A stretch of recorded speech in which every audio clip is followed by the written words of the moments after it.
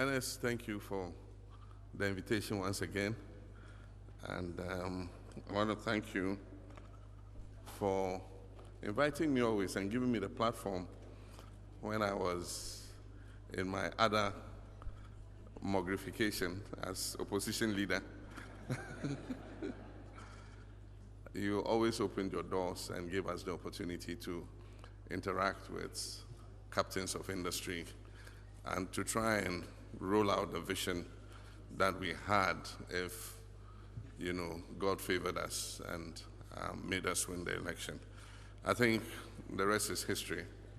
The taste of the pudding is in the eating, and we've been given that responsibility by Ghanaians. But I want to thank you for your kind invitation. I'll miss the presidential panel with Kofi Aboichi. Unfortunately, there's always a coincidence. I'm supposed to be in Abidjan this morning for the African Development Bank board meeting, and Akin Adesina, who's the outgoing president, was expecting me this morning, but I had to call and explain to him that I had to be at the CEO summit. And so as much as I would have wanted to stay for quite a long time, unfortunately I'll have to run off immediately after this to catch the flight to Abidjan. I'm happy I listened to Moses' presentation. I mean, the sky is the limit. It just opens so many opportunities for us. And just to say, I got a request for a reference on Moses from DR Congo, and you can bet I give you a very positive reference of Ghana's ID card. And the person was asking about Ghana's ID card, and I said, oh yeah, Margins did it for us. He said, did they do a good job? I said, yes, they did. So explore that market. When you spoke, I mean, the opportunities are endless. We said in the budget that we're going to reintroduce road tolls. And so they've been talking about, what the modality should be and all that. But the good thing today is every car is linked to the owner's Ghana card. And so we don't need to have the old toll gates and those cards that you stand and open and all that. We'll just go straight digitalized. If it's one city, if you cross the East Legon Bridge, governor and finance minister will all be happy. We'll just take a picture of your car, and then it will take the bill to your mobile money or your bank account and just pay one cedi, only one cedi. So things are looking up. I'm happy to see my friend Subi. He sold me my first EV car, a little nippy Wuling Chinese car. And today my boys quarrel over who should use it, because they don't pay petrol, they don't pay electricity. The charger is in my house. So they come and park it and plug it in. And when it has a full charge, 330 kilometers, they are good to go. And so, Subi, I'm happy to see you again. But happy to see all of you in a different capacity today. Nana Akufo-Addo would have said, levels don't change.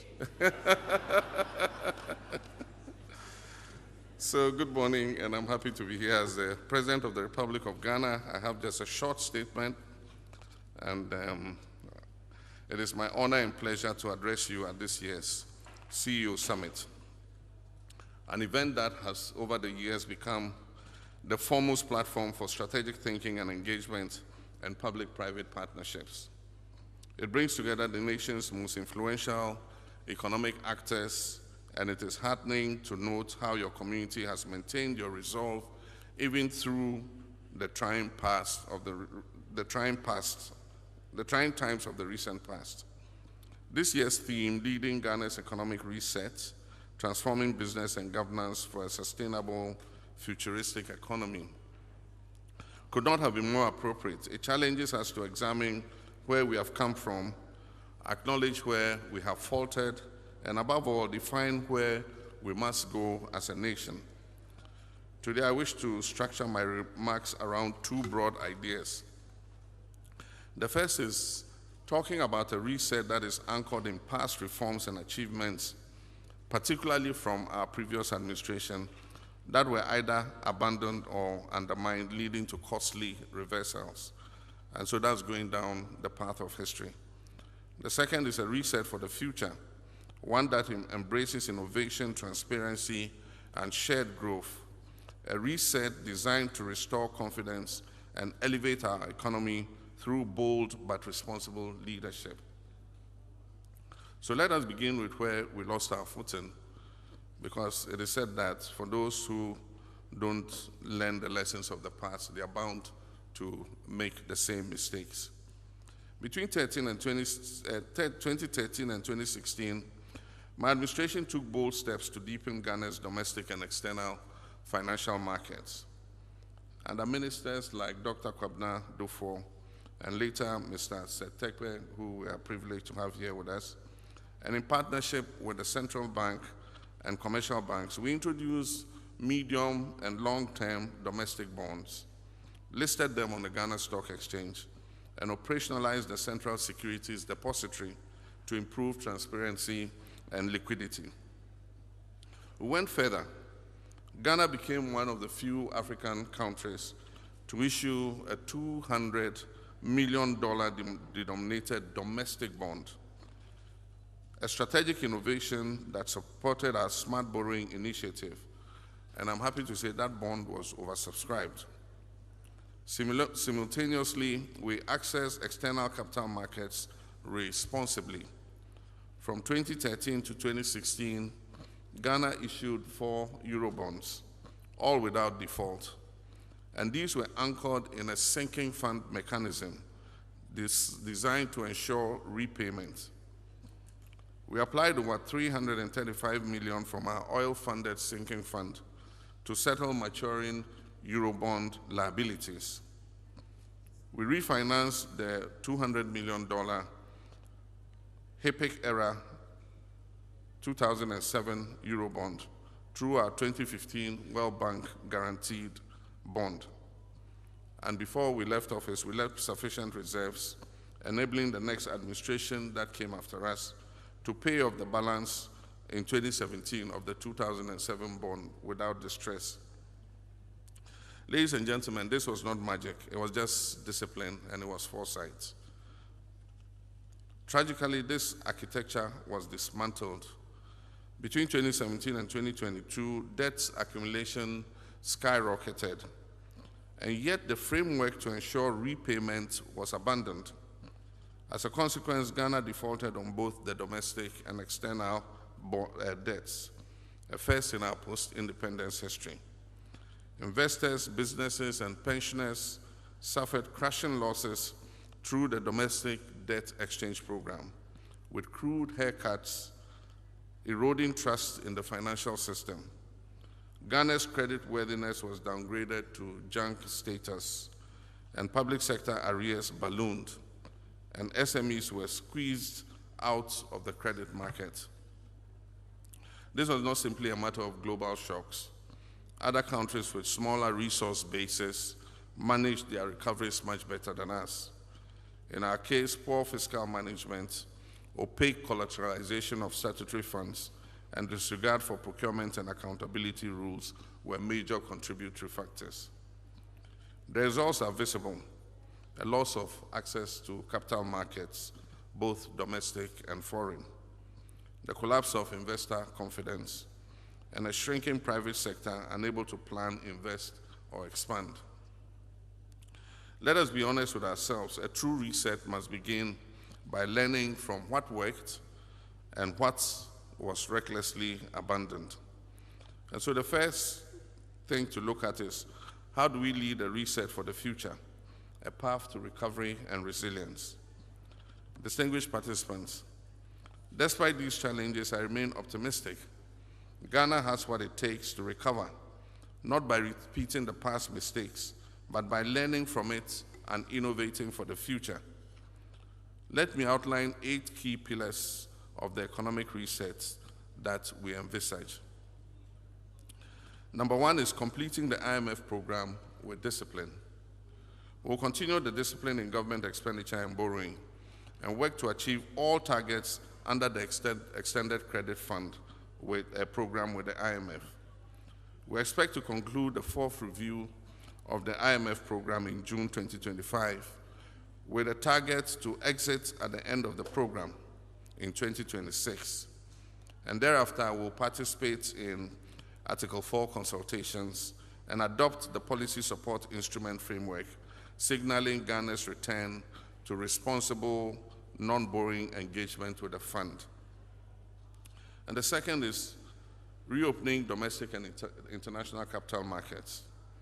We're working to reopen Ghana's bond market in collaboration with the IMF and our development partners, the Ghana Stock Exchange, and local banks. However, future borrowing will be linked to self-financing commercially viable projects, particularly by MDAs, MMDAs, and SOEs, ensuring value for money and sustainable repayment. The third is strengthening sovereign funds and local government financing. We'll amend the Public Financial Management Act and Constitution to make contributions to the sinking and stabilization funds mandatory. It will not be optional. So a certain percentage of funds must be committed to the sinking and stabilization funds. We also intend to empower MMDAs to issue infrastructure and municipal bonds secured against a portion of their district assemblies common fund to fund infrastructure projects such as roads, schools, water systems, and local industry in the districts. And the fourth is clearing verified arrears and rationalizing public investment. The Auditor General is completing an audit of arrears and commitments, government commitments, and we expect to receive his report by the end of May. We'll then commence to clear legitimate arrears transparently and enforce commitment controls through the gift mix and the IPSAS-based accounting systems. New projects will be prioritized based on need, funding availability, and alignment with our national interest. And the fifth is accelerating public financial management reforms, and we have started that already. We amended the PFMA to include fiscal responsibility clauses. We'll reactivate stalled reforms, including the Treasury Single Account, TSA, the Integrated Tax Administration System, and real-time budget monitoring tools to improve efficiency, reduce waste, and to curb corruption. And the sixth is revitalizing exports through Ghana Exim Bank. The Ghana Exim Bank will be repositioned to support non-traditional exports and agro-processing, light manufacturing, and SMEs, enhancing foreign exchange inflows and creating jobs in the real economy. Our Agriculture for Economic Transformation agenda will also roll out massive investments in oil palm, in cocoa, cashew, shea, and other high-value tree crops. With two of our major export commodities, gold and cocoa, enjoying a good run in international markets, we will build our reserves and buffers to create the resilience to withstand any future global shocks. And then the seventh is building Ghana into a regional hub for trade and investment. We envision Ghana as West Africa's commercial, transport, and digital services hub. Our reset will prioritize port expansion, financial services, health, education, and industrial corridors, linking Ghanaian business to the African Continental Free Trade Area and beyond. And then 8 is resuming infrastructure development to stimulate growth. Infrastructure investment is not optional. We'll resume priority projects in the roads, energy, water, housing, and urban renewal sectors, not through reckless borrowing, but through innovative financing systems like the Big Push, PPPs, and other strategic partnerships. So now, what does this reset mean for business? Distinguished CEOs, this reset will only succeed with the private sector at its core. We're restoring macroeconomic stability not as an end in itself, but as a platform for private investment. And in that regard, we will ensure policy predictability to enable medium and long-term planning for you. Access to credit and capital markets will not crowd you out. We'll borrow responsibly and restrain ourselves in government borrowing so that the rest of the credit is available for you to expand your businesses. Consultation with industry will occur before any major reforms are done. And finally, a fiscal environment that rewards value creation and not rent seeking. And so, like I said, you will not only be consulted in major government policy, you will be empowered to take advantage of it. We'll institutionalize a national business consultative platform to bring government and the private sector together biannually, twice a year, for policy feedback, reform monitoring, and joint priority setting. And I'm pleased to say this was one of the promises I made to you, that we'll consult twice a year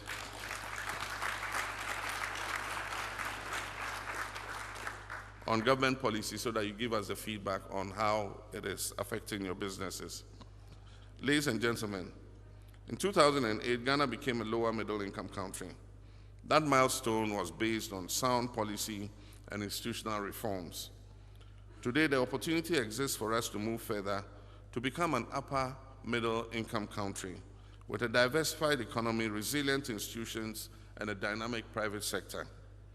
To get there, we must reset, and reset with discipline, with purpose and unity. On government's part, I wish to assure you that we'll maintain the current fiscal discipline and work to maintain a conducive environment for your businesses to thrive. Let me take the opportunity to commend those of you who have responded to the cedi's appreciation by reducing prices of your products and services, and thereby passing some of the relief from the hardship to Ghanaians. And so, Orca and all of you, thank you very much.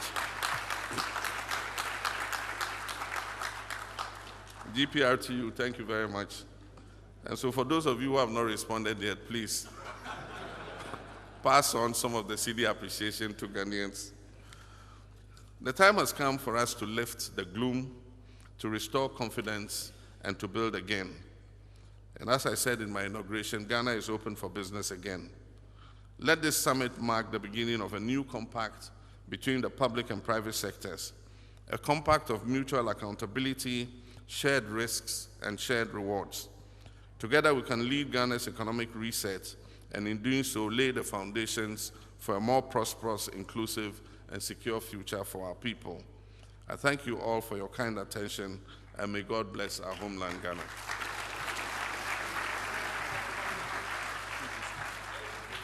The President of our Republic, His Excellency John Dramani Mahama. Mr. President, if it pleases you, I would like to invite to join you here, our convener, together with the chair of the CEOs Network, Professor Ernest Abochi. A round of applause for them, please.